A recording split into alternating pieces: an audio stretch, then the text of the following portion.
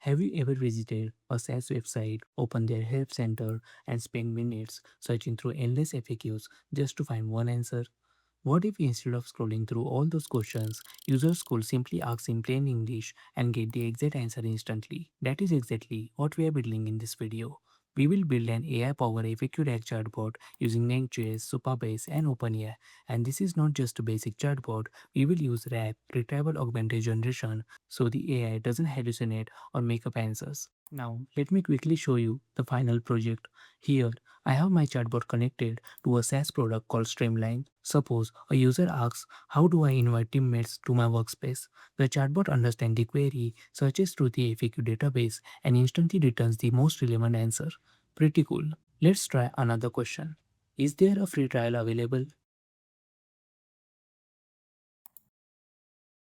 Again, the chatbot finds the relevant context and responds with the correct answer in seconds. Now, here is the interesting part. What happens if I ask something completely unrelated like, what is today's weather? Since this question doesn't exist in our knowledge base, the chatbot doesn't hallucinate or generate fake information. Instead, it responds with, I don't have information about that. Try asking something else. That is exactly what makes RAG so powerful. The AI responds only based on your data, nothing else. In this video, I will show you step by step how to build this entire system from scratch. Before building this, let's first understand what RAG actually is. RAG stands for Retrieval Augmented Generation. Sounds complex, but the idea is simple. RAG combines two things. First is retrieval, finding relevant information from your own data. Second is generation, using an LLM like OpenAI to generate a natural response. When we combine both, we get RAG. But why do we need this? The problem is LLMs like ChatGPT don't know your private company data, internal documents, or FAQs. So if you ask product specific questions directly, they may hallucinate and generate incorrect answers. And in production applications, that's dangerous. We need AI responses to be grounded in our own data. That's where RAG comes in. RAG works in 7 simple steps. First, collect your custom data like FAQs or documentation. Next, convert that text into embeddings which capture semantic meaning. Store these embeddings in a vector database. In our case, we will use Supabase with pgvector. Now, the user sends a question to the chatbot. We convert the user's query into an embeddings as well. Then we compare it with the store embeddings and retrieve the most relevant match. Finally, we send that context to OpenAI, which generates the final response. That is RAG. Instead of expecting AI to know everything, we first provide the right context so it can generate accurate responses. And that's exactly what we are going to build in this project. Now that we understand how RAG works, let's start implementing it. I have already built the landing page along with the chatbot UI at the bottom corner. Right now, it's only rendering a hard-coded message along with a few suggested questions. Let's turn this into a real AI-powered RAG chatbot. Before we start, first integrate Prisma with Supabase. If you don't know how to set it up, I have already covered the complete setup in separate videos on my channel. I will link those tutorials in the description. You can watch them first if you haven't set up Prisma with Supabase yet, and then continue with this video. Next, create a Prisma model for storing our FAQs. Each FAQ will have an ID, question, and answer. Then run a migration to apply the changes to the database.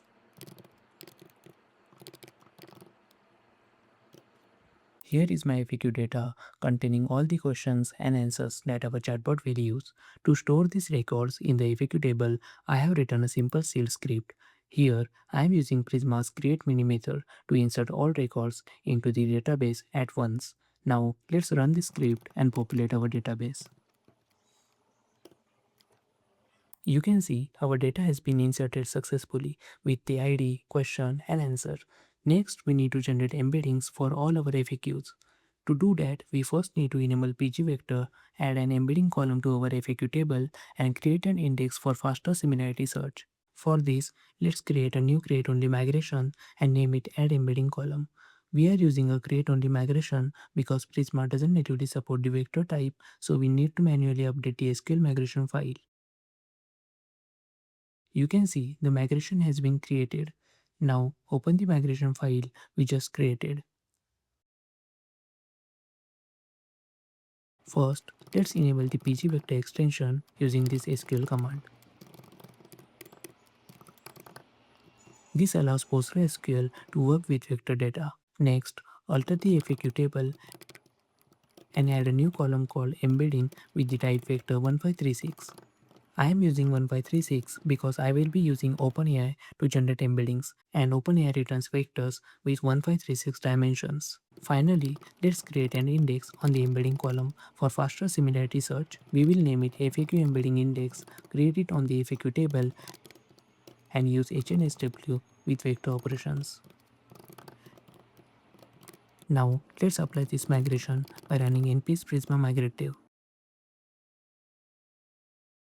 If Prisma asks for new migration name, just press Ctrl C, otherwise it will create a duplicate migration. And now you can see our migration has been applied successfully.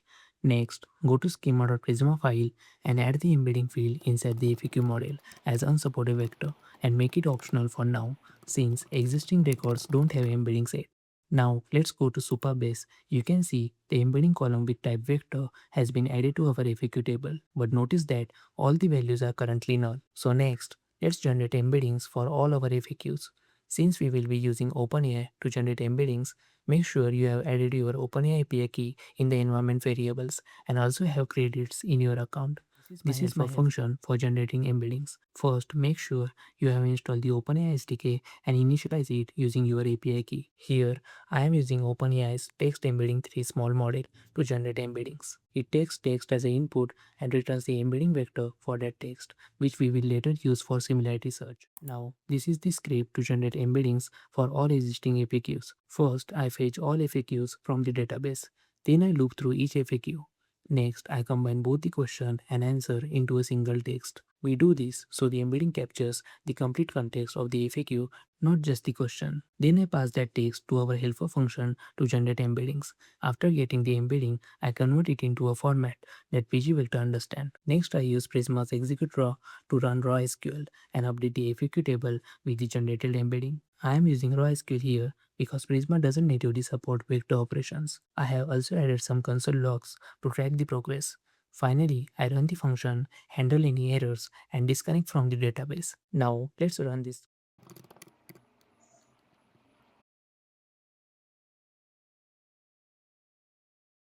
You can see the embeddings are being generated. And if you go back to Supabase, you can see embeddings for all our FAQs have now been generated successfully. Now, let's add the similarity search function to retrieve the most relevant FAQs from our database. For that, go to Supabase Semantic Search Documentation and scroll down. Here you will find the negative inner product function, which we will use for similarity search. Since OpenAI embeddings are normalized, negative inner product gives better performance for similarity search. You can also use other similarity functions like cosine distance or Euclidean distance. What this function basically does is it takes three parameters: the query embedding, match threshold, and match count. Then it compares the query embedding with all store embeddings and returns the most similar results from the database. Now copy this function and create a new create only migration named add match FAQs function.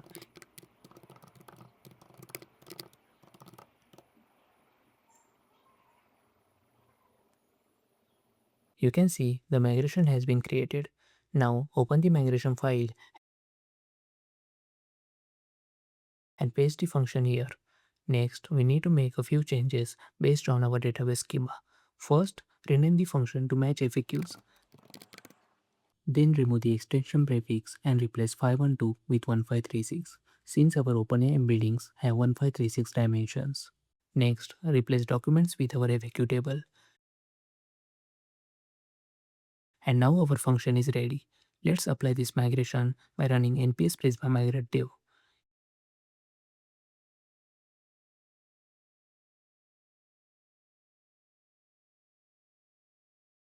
If Prisma asks for migration name, simply press Ctrl C to avoid creating duplicate migration. So far, we have seeded our data, generated embeddings, and added the similarity search function. Now, let's create the API route that will return answers for user queries. First, let's create a new API route.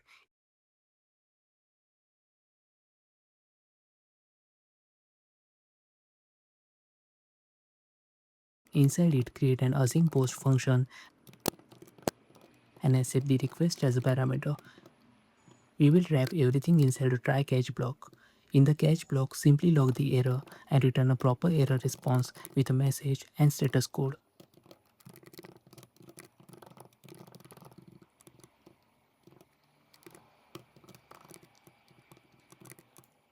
Now, inside the try block, first get the user query from the request body. Next, generate embeddings for the user's query using our getEmbeddings helper function. Then convert that embedding into a format that pgvector understands.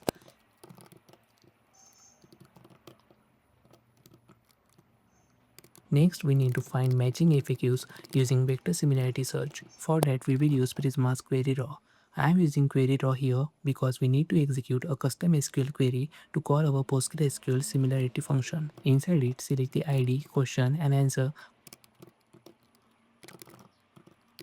from our match FAQs function. Here, we will pass the query vector,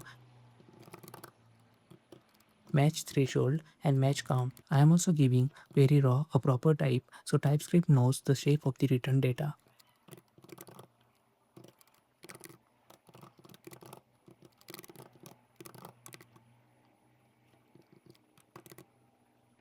Next, add a condition to check if no FAQs are returned, if no matches are found.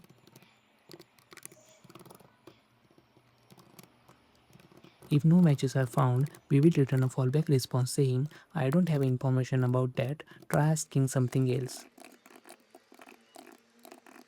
If matching FAQs are found, the next step is to build the context. Here, we combine all matched FAQs into a single formatted string containing both questions and answers.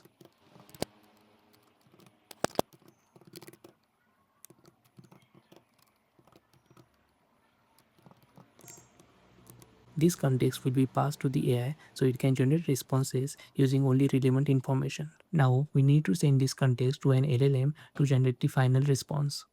This part is sponsored by HeyRoute AI. Before we continue, I want to quickly introduce the tool I am using for the chart completion part, HeyRoute AI. HeyRoute AI is an affordable AI API gateway for developers and teams. Think of it as a smarter way to access official GPT and Cloud models. You just swap the base URL and API key in your existing setup, and everything works exactly the same, just at a much lower cost. Depending on the model and your usage, cost can be reduced by 10 to 20 times compared to going directly. So whether you are building AI apps, automation scripts, internal tools, or anything that makes a lot of API calls, HeyRoute just makes sense. You also get centralized API key and usage management in one console, so you can track exactly what's being used, split keys by project, and stay in control. Integration is super simple. I will show you how in the code. It's literally just a base URL and API key swap. Nothing else changes. Check the link in the description to get started. You will automatically receive $2 in free API credits just by signing up. Now, back to the implementation. As mentioned, I am using HeyRoute AI for the chart completion part. In my environment file, I have added the HeyRoute base URL and API key. Here I am making a post request to the chart completion API. You can think of this as sending our retrieve context along with the user query to an LLM so it can generate the final response. First, I pass the model, which in my case is GPT 5.5, along with the messages array. Inside the messages array, first we set the role as system. The system role is used to define the AI's behavior and provide instructions. In the content, I provide an instruction like, you are a helpful support assistant, answer using only this context. So here, I am telling the AI that it should behave like a support assistant and answer only using the retrieve FAQ context. This is important because we don't want the model to hallucinate or answer from its own general knowledge. We want the response to stay grounded in our FAQ data. I am also passing the retrieve context inside the system message so the model already has the relevant information before generating a response. Next, we add another message with the role set to user and pass the user's original query. This represents the actual question asked by the user. Now, let's configure the headers.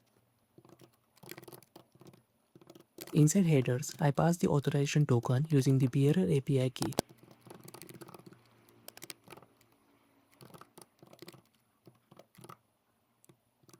And save the content type to application JSON.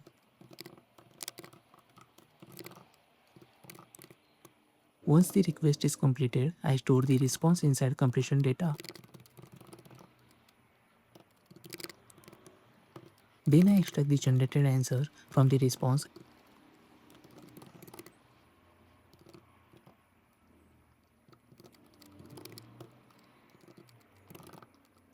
and also add a fallback in case parsing fails.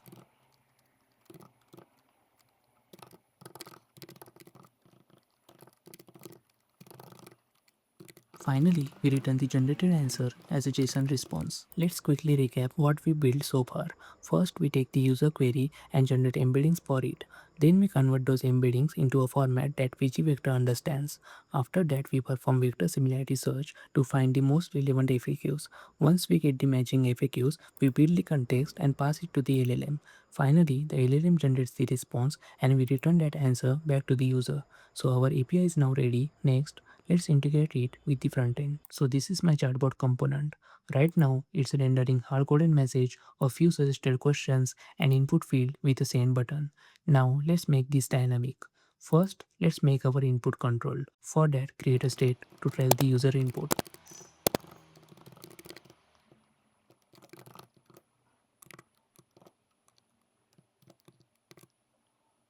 Then attach the onChange event to the input and update the state using e.target.value.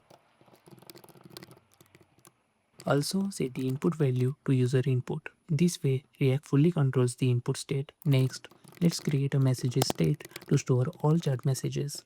Each message will have two properties, role and content. By default, I will add one assistant message, which is basically our welcome message shown when the chatbot opens. Now, instead of rendering the hard-coded message, let's render messages dynamically using map.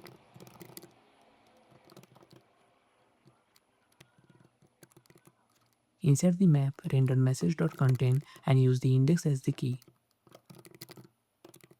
Next, let's handle the suggested questions. We only want to show them at the beginning before the conversation starts, so we will render them conditionally only when messages.length is less than 2. That means as soon as the user sends the first message, the suggested questions will disappear. Now let's make the chatbot functional.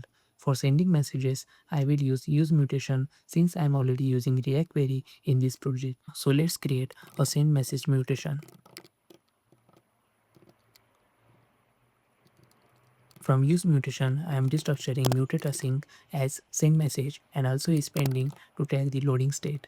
Inside the mutation function, it will accept the query as a parameter. Then we send a post request to the API route we created earlier and pass the query in the request body.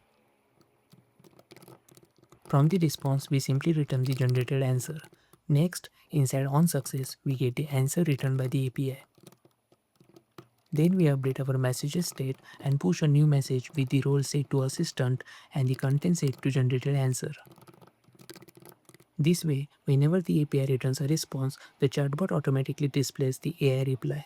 And inside on error, I am simply logging the error, so if something goes wrong, we can debug it easily. Now let's create the handle send function. This will be an async function. Inside it, first add a condition to check if the input is empty. If there is no user input, simply return. If there is an input, first push that message into the messages array with the role set to user and the content set to user input. After that, clear the input field. And finally, call the send message mutation and pass the user input. Now, let's quickly understand how this works. When the user sends a message, we first store it inside the messages array as a user message. Then we clear the input field and send that message to our send message mutation. The mutation sends that message to our API route. The API processes it, generates the answer, and returns the response. Once we get the response, we push that answer back into the messages array as an assistant message right after the user message. And that's how our chat flow works. Now let's attach this handle send function to the send button. Now let's test it in the browser. If I send a message, you can see we are getting answers from our FAQ data. That means our FAQ RAG chatbot is working successfully, but the UI still needs some improvements. Right now, assistant and user messages look the same. Ideally, assistant messages should appear on the left and user messages should appear on the right with a different style. You might also notice there is no loading indicator while the AI is generating a response. We should also disable the send button while loading to prevent multiple requests. And one more improvement, sending messages using the enter key. So let's quickly implement all of these. First, let's improve the message UI. While rendering messages, we will add a conditional styling based on the message role. If the message role is assistant, we will align it to the left using self start.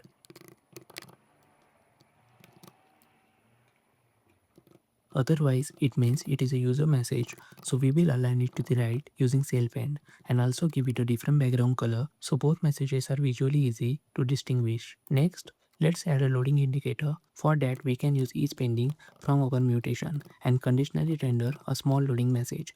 Inside it, I will simply show typing as the indicator. Let's also give it some styling so it looks like chart bubble.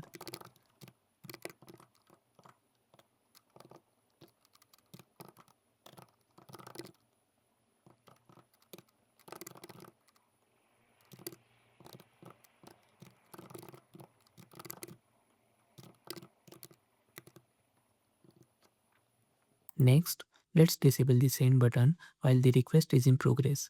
For that, simply pass each pending to the button's disable prop. This prevents users from sending multiple requests while the previous one is still processing. Now, let's add support for sending messages using the enter key. For that, create a handle keydown function and take E as a parameter with the proper event type.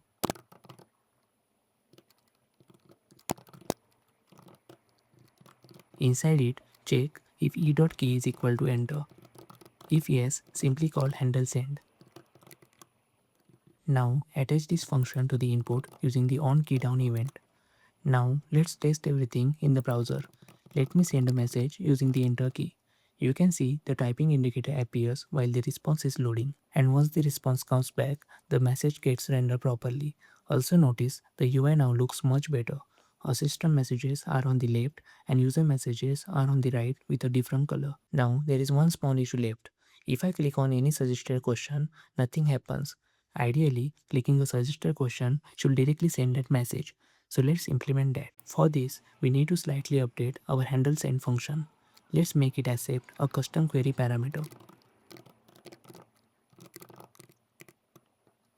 Inside the function, create a variable called query and set it to custom query or user input. What this does is simple. If a custom query is passed, it will use that. Otherwise, it falls back to current input value. Then replace all user input references inside the handle send with query. I am making this parameter optional because sometimes we will call handle send without passing anything, like when sending from the input feed. Now attach handle send to the suggested question buttons and pass the question directly. One small update, since handle send now accepts a parameter, we also need to update the send button click handler. Instead of passing the function directly, wrap it inside an arrow function and call handle send. This ensures it still works correctly when sending messages from the input field. So now our APQ RAG chatbot is ready. Let's go to browser and test everything. First, let's try sending one of the suggested questions. You can see the message gets sent instantly and we get a correct response from our APQ data. Now let's try something more interesting. I will ask a question by combining two different FAQs. Can I try the product for free? And is it possible to switch plans later?